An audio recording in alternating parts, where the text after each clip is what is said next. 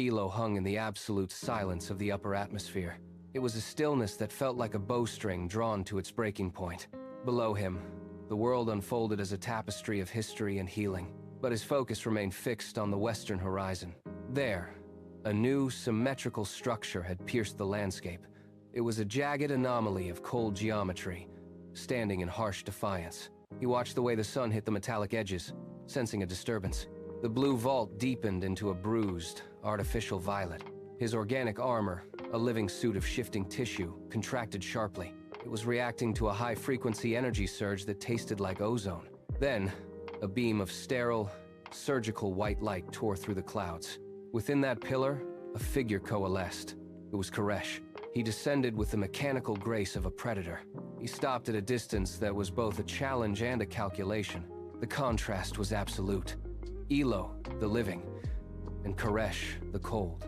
The silence returned, charged with the static of two opposing worlds. "You maintain your station," Karesh said, his voice cutting through, watching, waiting. The posture of one who imagines himself a guardian. Elo did not reach for his weapon. He kept his hands open, refusing to grant Karesh the satisfaction of a reactive strike. "I observe," Elo replied, his voice resonating from the air. "The world continues.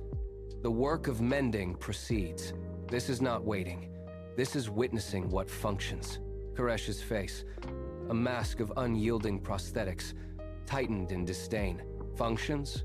You speak as if the world were a machine.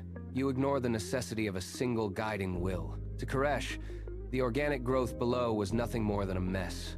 He looked down with the cold eye of an architect seeking to demolish. The air between them began to hum, a low-frequency vibration. His armor pulsed, feeding him data Karesh's structural weaknesses. Elo's fingers twitched. He made a sharp, sweeping gesture. A blade of living, molten gold manifested in his grip.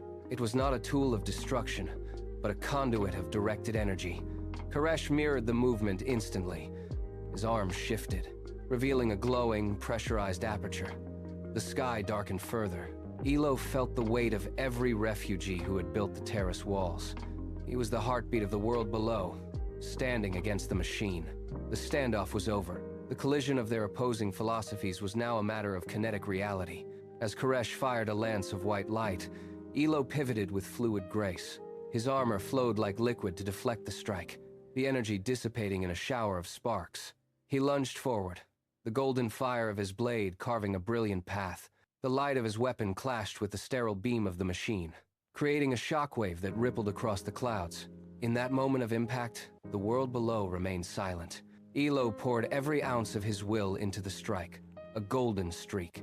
The battle for the future had begun, written in fire and light.